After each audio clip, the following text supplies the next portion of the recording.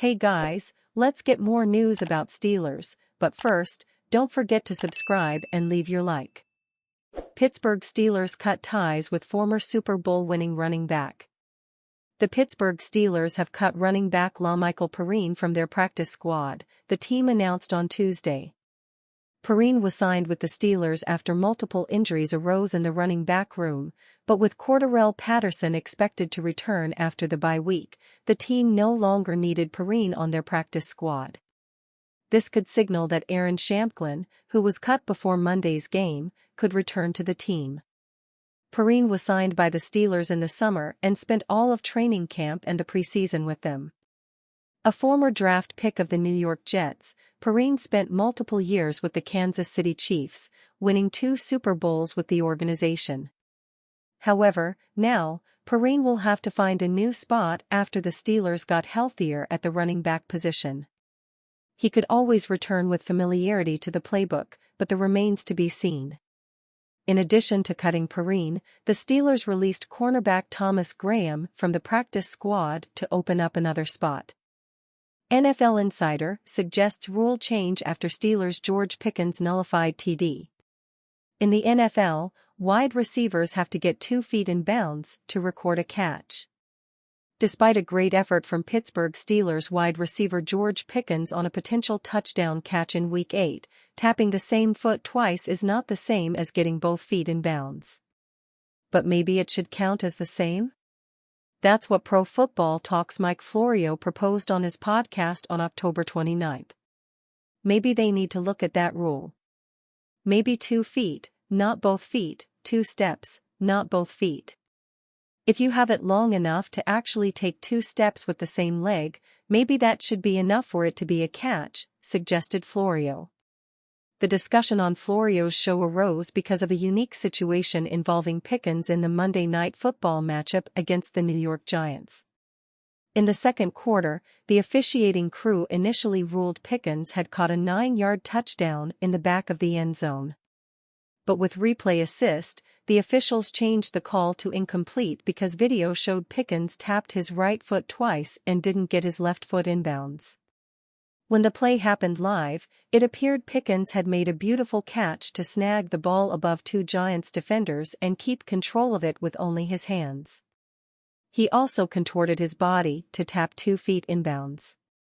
But the replay cleared showed that the 2 feet Pickens had inbounds was actually the same foot twice. Under the NFL rules for what constitutes a catch, that made the attempt an incomplete pass. To make the attempt a touchdown reception, Pickens needed to drag his left foot or tap it before any part of his body hit out of bounds. It's very unusual to see an NFL receiver tap the same foot twice inbounds, without the other foot hitting the ground at all. But that's exactly what happened to Pickens in the end zone versus the Giants.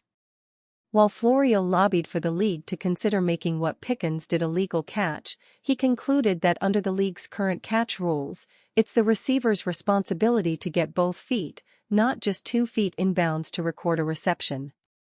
"Look, it's on, Pickens," Florio said. "We've seen receivers with the presence of mind, and we marvel at it. Falling down, body contorted, that last foot hits and the little carcinogenic black pellets go flying up to help us see that the other foot hits." Pickens is a high-end professional athlete. He knows the rule. The second foot, the other foot, has to come down. The Steelers had already kicked 2 field goals in the red zone before Pickens' near touchdown in the second quarter during Week 8. Pickens appeared to give the Steelers a 6-point lead over the Giants, but then replay assist forced the Steelers into a 4th down situation at the New York 9-yard line. Seemingly out of frustration, Steelers head coach Mike Tomlin threw a challenge flag to review Pickens' overturned non-touchdown. But that only made matters worse. The officials had already used replay assist to change the call on the field.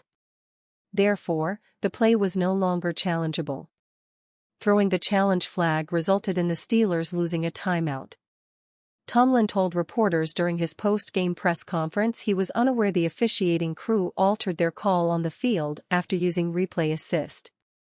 I wasn't really clear on why it was ruled a non-touchdown, so I went to the challenge flag, Tomlin said to the media.